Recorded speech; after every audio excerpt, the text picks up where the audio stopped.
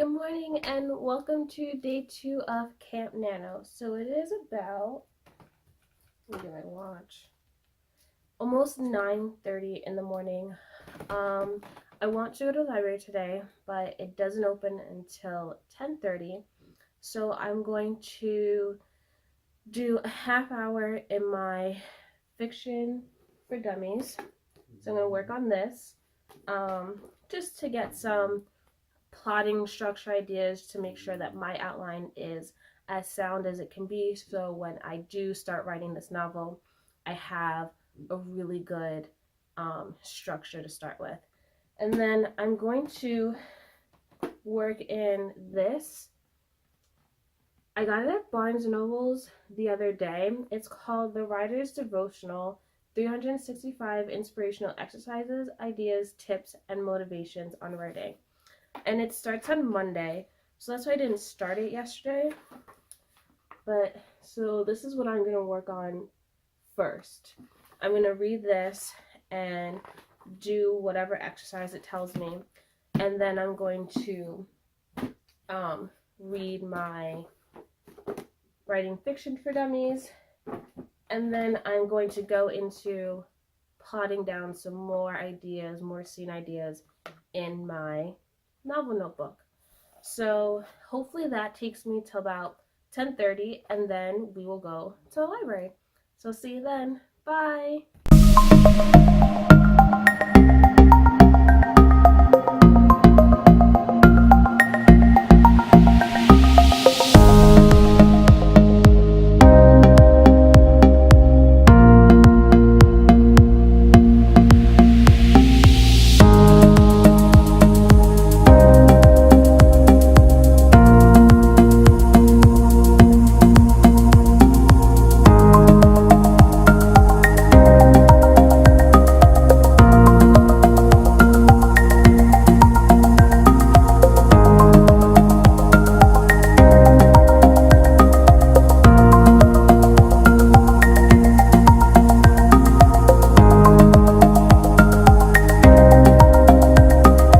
Okay, so I've been writing fiction for dummies for about 15 minutes now, and I just want to share this passage that I came across. It's in the first section, and it's called Setting Your Ultimate Goal as a Writer. And so it has an exercise, and it says, take a piece of paper and write these words down. I'm going to write a novel and get it published. I'm going to do it because writing a novel is worthwhile and because I have the talent to do it. I'm going to do it because I have something important to say to the world. I refuse to let anything get in my way. And I find this very, uplifting, because writing a novel is really hard, and, it does take a lot out of you.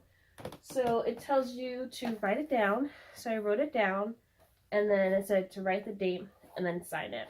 And I'm going to put this on my my dry erase board because it is magnetized, so that every day when I'm sitting at my desk and I'm writing that novel, and whenever I find that I'm just hitting that rough patch, I can look up at those words and just remind myself why I'm doing this. And I find it very important to have something like that, because this journey is so hard, and sometimes you do feel alone, and it's just it just can get you down, and this can be very inspiring. So I'm really happy that I did this, and I know that it's going to get me through those tough blocks, through those writer blocks, to really remind me why I'm on this journey that I am.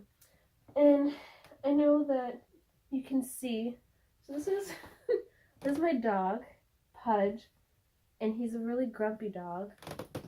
My grumpy dog is my baby. Can you say hi? He doesn't like to be up before noon, so he's very upset right now. He just wants to take his naps. Okay, so it's about 10:20. The library opens in 10 minutes. It's about a 10-minute drive, so I think I'm going to leave now. I do have to clean off my car because it snowed all morning. So I'm going to go clean off my car, and then we're going to go to the library and get some books that are going to help me I guess, world build and character build, because it is set in a certain time period. So I do need to do quite a bit of research on that time period just to keep the setting as historically correct as possible. So we're going to do that.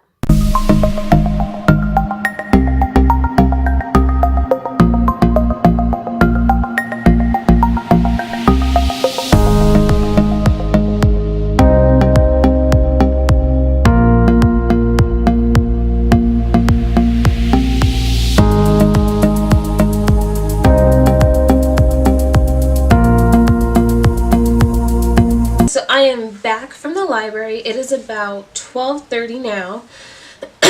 I did find a lot of books. I'll show you.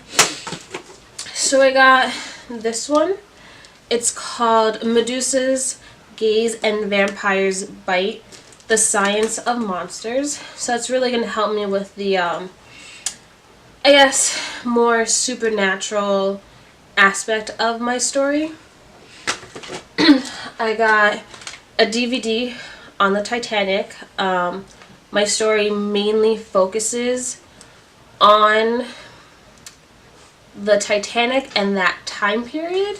So this is going to help me. I think what I'm going to do for the DVD is that I'm going to watch it once, just straight through, and then wait a few days and then watch it a second time and then take notes on it while I'm watching it the second time. I also got this. Now, this isn't actually about the Titanic. It's about a different boat altogether, obviously, because World War II was at least 20-something years after the Titanic sank. But I am looking for, I guess, different elements to my story. I really don't want to say a lot now about the story because I'm still in like the planning stages, and I'm really not sure if I want it to be set in the time period of World War II or the actual time period of when the Titanic sank. So that's like the one thing I really need to learn, figure out and work out. And I also did get a book on World War I, just more for like historical references and what the world was like during both wars and just that time period in general. So I do think all these books are going to be helpful to really just getting down a plot line. And I'm sorry, that's my dog, if you could hear that. But I just want to really figure out which time period I want to work in. But I think I'm definitely going to be using this book the most. I'm probably going to have to renew it. So yeah, so it's 12:30 now, so I'm going to continue working in my writing fiction for dummies. I'm going to do at least another 30 minutes of it. I want to just get through chapter 1. So if it takes me 30 minutes to get through chapter 1, then so be it. If it takes me less than that, then so be it. But I just want to finish chapter 1 of this today. And then I'm going to work in my novel notebook. And I want to do at least another 3 15-minute like word dump sprints. Just get things on the paper. And that will bring me to an hour and 15 minutes of working on my novel. I need to be at 4 hours by the end of the day. So after work, I'm going to go work out with my fiance, and then I'm going to try to get those other hours in today. So let's get started.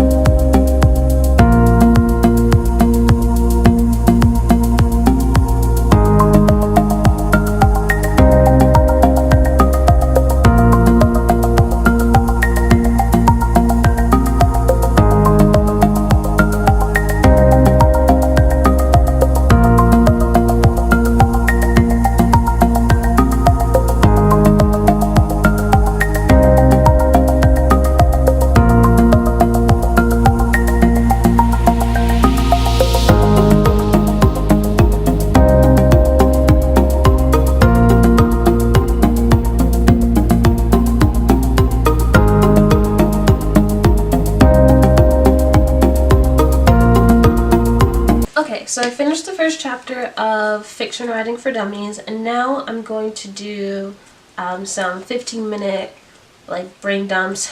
I am going to use my laptop because I find that I could type faster, so I'm hoping that in these 15-minute sprints I'll get more down on the paper. So it's about 12:55 now, and I have to leave here at 2 o'clock to go to work.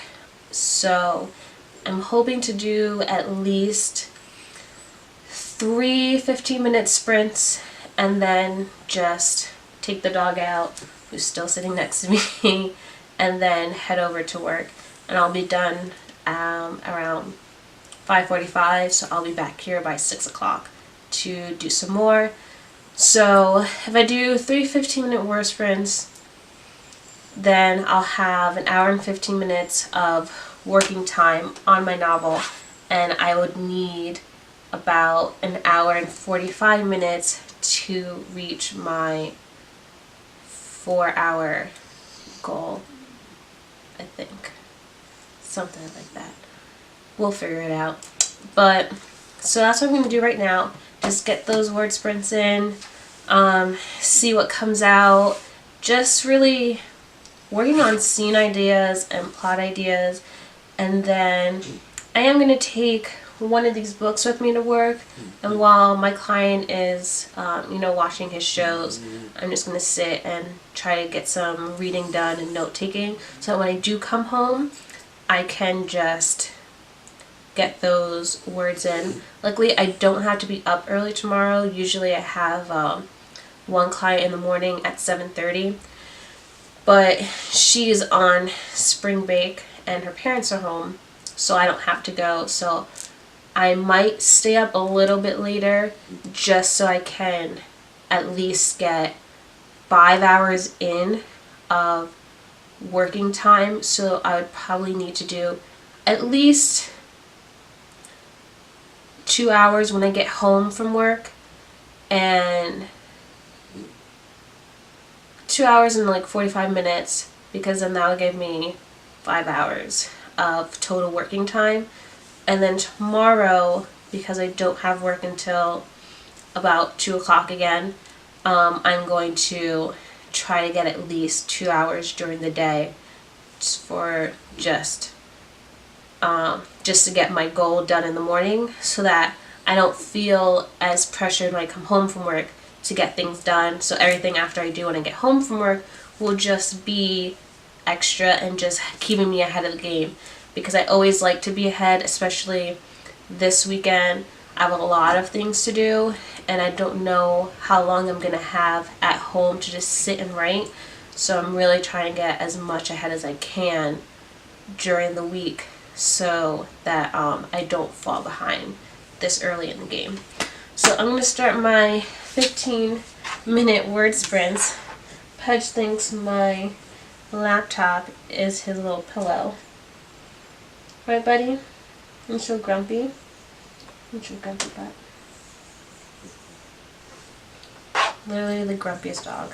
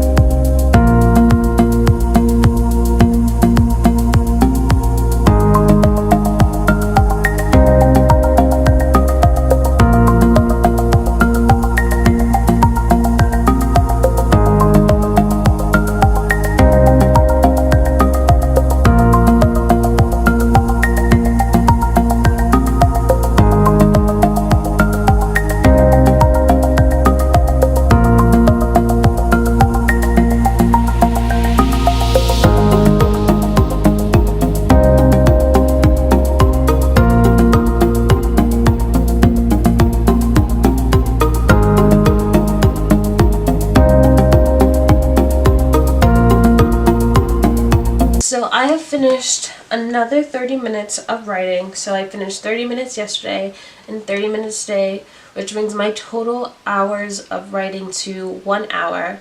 So I do have to complete 3 more hours today to make sure that I am on track for finishing my 40 hours by the end of the month. It is about 1:40, so I do have 20 minutes until I have to go to work. So I think I'm just going to take the dog for a quick walk and then just pack up my stuff and get ready to go to work.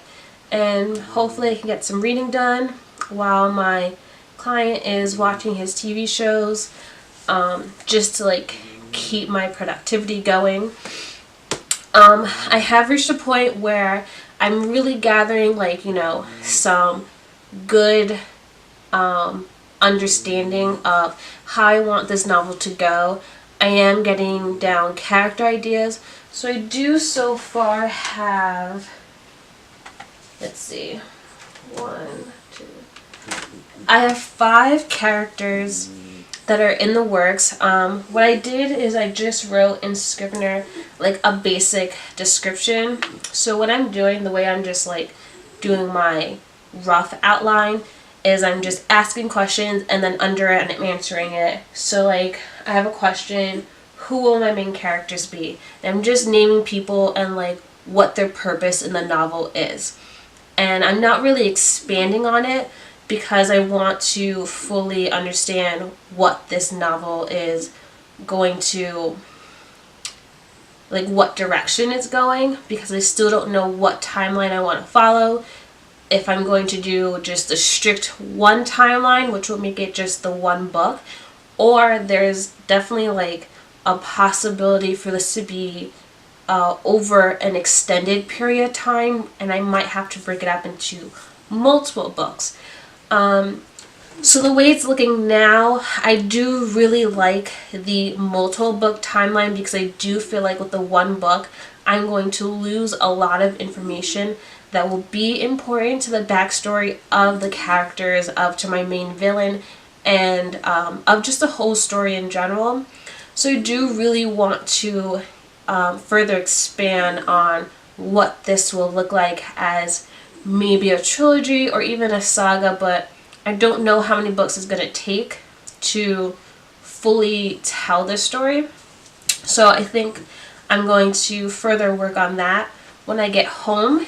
And then I have a pretty solid description of like what my hero's job is in the story. And I think that's very important because if I know what my hero's job and what they need to accomplish in the story, then it's going to give me a better idea of just the plot and what direction. And so while I was writing that, that's when I was just really getting into like, I do really need more than one book to tell the story because there is so much information, and because there's, I would say like a gap of time in between this starting event and actually how I want to end the story. And but also there's kind of a gap between how the story begins. So I really just thought it was like, okay, this was the beginning story, this is the middle, and this is the end. But as I'm writing it, I'm really realizing that, wow, I really need to, further explain, like, how did he get here? How did this person come to him for, this idea? Like, what is making my character do all the things he has to do? But also at the same time, what is making my villain want to do the things that he thinks he has to do? And I think that's the most important part, is that my villain plays such a big role in this story, and to me he's kind of like my front character, like my main character, and the hero is just, I don't want to say just there, but the hero is there because the villain needs him for something. The villain is using him to do something that he wants, and because of this, that's how my hero is being placed into the story. So I do feel like I'm gonna need a book before the actual story takes place to really develop their relationship, and also to develop the the beginnings of what the experiment that they're doing, which then turns into this story that I thought I was going to be writing. So I did learn a lot about my story. I did, really start to hone in on what this is going to look like and what paths each character is going to take. Now, my A story is what I call like my main storyline, is going to be about my hero, which is the scientist, and then my two villains, which I really don't have like names for any of these people yet. I do have an idea of who I want my main villain to be, and he is like a historical figure. But I don't want to like tell just yet until I really get a fluid idea of how the three of them working together. And then there's a doctor who's also in the picture, and the doctor and the villain are working together, and they have brought in my hero, who is the scientist, they need him to create something for them. So because of this idea, I want to really develop their relationship, and I really want my audience to see how the two of them have really affected my main character. But then when it comes to the story idea that I started with, there were two characters that were the main characters of that story, and I still want them to be the main characters, and this is why I feel like I need a second or third book, because their story really doesn't fit in with the beginning of the three other main characters.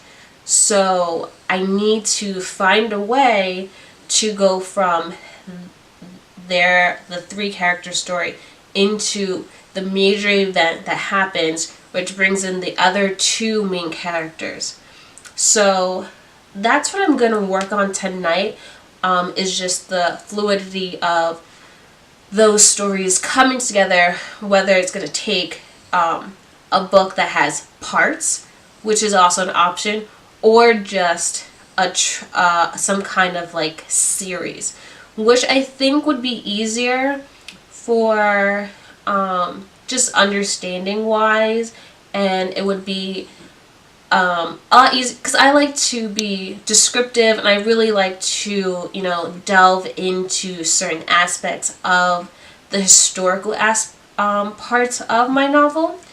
So as I talk about it, I'm really leaning towards the multiple books, just because I don't want to feel like I'm confined to one story.